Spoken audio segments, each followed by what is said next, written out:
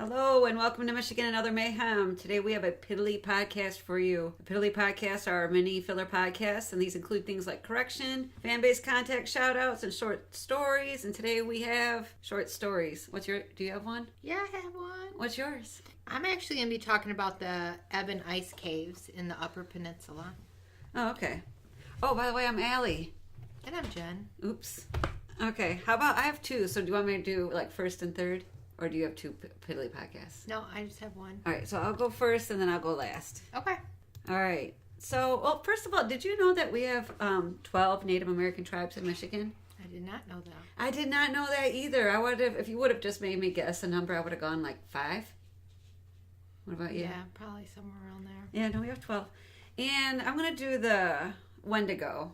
Okay. But the problem is, you could tell that it's Caucasian people trying to tell a Native American story because there's like 18 different versions. And I was trying to find like a tribal reference so I could know that this is the right story, but I couldn't find it. So here's what I was able to find. So it shows it as some say it was Algonquin, some say it's a Chippewa myth. But somewhere in the Great Lakes state, they do have the legend of the Wendigo. It's either an evil man-eating giant. That's scary. Okay, that's scary. Or B, a human that's possessed by an evil spirit.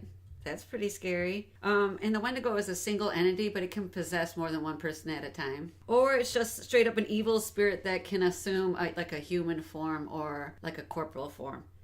When the demon Wendigo does assume a physical form, it looks emaciated with a stag skull head and sunken eyes. It smells like death and corruption, and it looks like it's constantly decaying. It's about 15 feet tall, fast. It has heightened sentences. Yeah, it does. He has really well-formed sentences. When it comes after you. Yeah, he uses all his punctuation, no grammar mistakes whatsoever.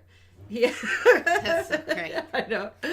Actually, he has heightened senses and endurance. He's immune to even the harshest climates, and he can mimic human voices and uses the sounds to lure people to it, which is something that actually is in my nightmares. That there's a monster out there that sounds like, you know, like a crying baby or something, so you'll go look to see what it is, and then it eats you. But the origin... They're messed up dreams. I know. That's why they're called, I think, nightmares. Yeah. So if you feel like your nightmares aren't interesting enough, do look up pictures of the Wendigo. But the origin story is that the Wendigo was once a lost hunter who resorted to cannibalism during a brutal winter. So he ate his fellow hunters. And after consuming the flesh, he turned into a crazed monster who began roaming the forest. He's searching for more people to eat because his hunger is never satisfied. His punishment for eating human flesh was like an insatiable hunger. So no matter how many people he eats, he always feels hungry. And the moral of the story is, because he's like the boogeyman of the native people, should you commit the sins of selfishness, gluttony, or cannibalism, you could be turned into the Wendigo as punishment or become possessed by it. And you'll suffer cannibalistic urges that will never be sated. And it's meant to remind children to think of the community and not be selfish. I think about it if someone's like, that's like basically saying the boogeyman in your closet's going to come and get you if you don't act right. And I'd be like, all right. I'm thinking a lot of people around here are going to be possessed. All right. We have to watch out for a lot of Wendigos. Yeah. Yeah, might be. What do you have? So mine is not really a short story. Mine's about a neat place to visit in the Upper Peninsula. Nice. I stumbled upon Jason Asselin. Okay. How do you spell it? Asselin. Okay. He has a YouTube channel. The gentleman lives in the Upper Peninsula and films interesting things around where he lives. Okay. One of the things that he filmed was the Eben ice caves. That's Eben ice caves. They're located north of Eben Junction in the, I'm not really sure how to pronounce this, but it's Hiawatha National Forest. Good job. How do you pronounce it? Hiawatha. Oh, it is? Really? Yeah. Yeah, high five to me. Yeah, high five to you. The ice caves are formed by groundwater. The snow melts, runs over the edge, and it freezes. Visitors can take it's a long hike. It's almost 1 mile height, but you have to have your snow cleats. It's not like a flat. Okay. You're going up and down and Okay. icy to get to this area where these ice caves form. So it's a hike to get to even the ice Yeah. caves. Nice. But it looked really cool. We'll put a link to his YouTube video Oh, that'd be cool. on the show notes. But totally somewhere we need to go and visit. Then you have to go over the Mackinac Bridge. And is it Mackinac or Mackinac? It is Mackinac. Are you sure? Absolutely. I went to Mackinac Island and stayed at the Grand Hotel. And they called it Mackinac. Mackinac It is. Bridge. Yes, it's the Mackinac Bridge. I know. I was watching a interview Jeff Daniels did, and he called it the Mackinac Bridge. Well, Jeff shouldn't have done that. Jeff shouldn't have Saying. done that. I'm just telling you. I don't know what's true. Well, I mean, I'm going to trust you. trust me on this But one. so we have to go over that bridge, and I have a very bad fear of bridges. Oh, yeah. So, but we can go in December. Okay, I was going to say maybe when we're going over the bridge, you could just stay huddled on the floorboard. You should be safe down there. That's what I'm thinking. Or just throw me in the trunk. Yeah. Or we could just wait till you fall asleep and then drive. I probably would be asleep by then. Yeah. So it's probably hours. Yeah. It's not that long to get there. I have to use the bathroom a lot. Okay.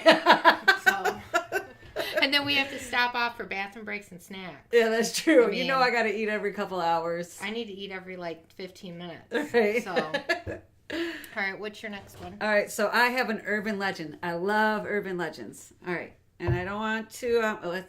It's a grim one though. I mean, usually urban legends aren't known for being funny. You know what I mean? Correct.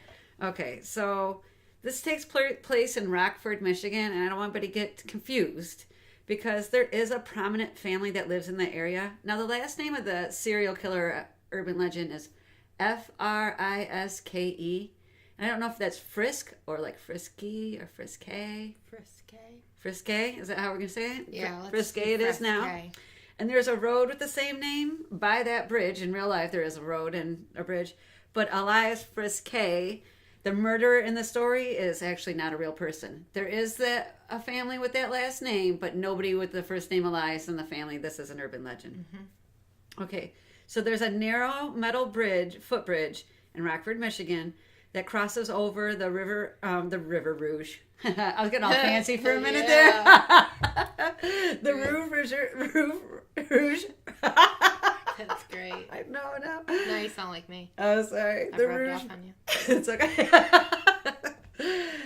It crosses over the Rouge River in the middle of the woods. It replaced a stone bridge that was once the site of a slaughter. And here's the tale. Okay. During the 1800s, some children in the area began to disappear. Worried townspeople decided to organize search parties to check out the wooded areas. They asked kindly old Elias Friske to watch over the children. He told the children that he didn't want to lose any of them, so he tied them together before going for a walk. He then walked them out into the woods towards the river. When the children reached the bridge, they noticed a horrible smell.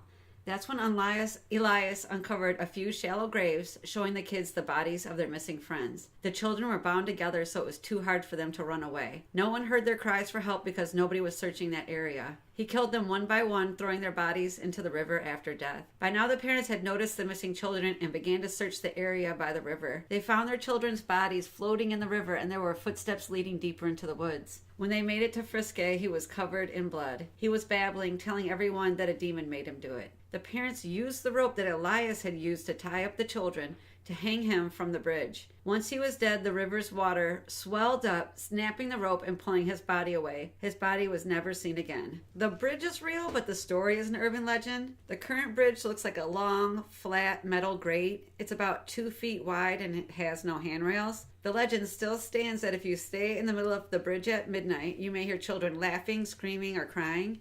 The sounds of footsteps crossing the bridge have been reported, and a ghost with red glowing eyes can be seen in the area. That's scary. That is scary. Creepy. It's always creepy. So why did the urban legend start? Oh, that I don't know. That's a good question, but I couldn't find anything. Yeah, because they didn't want their kids to go there or something? Yeah. Oh, good point. All I could find was, to that bridge, all I could find was, just the same urban legend over and over again. If you could find 14 articles with the same words. Yeah. Yeah. Yes. All right. So that's it for Michigan Another Mayhem. You've been listening to Michigan Another Mayhem with Allie and Jen. Connect with us at Michigan Another Mayhem to join the conversation, access show notes, find site links, correct us when necessary, and subscribe to our podcast on iTunes or Google Play. Bye-bye now.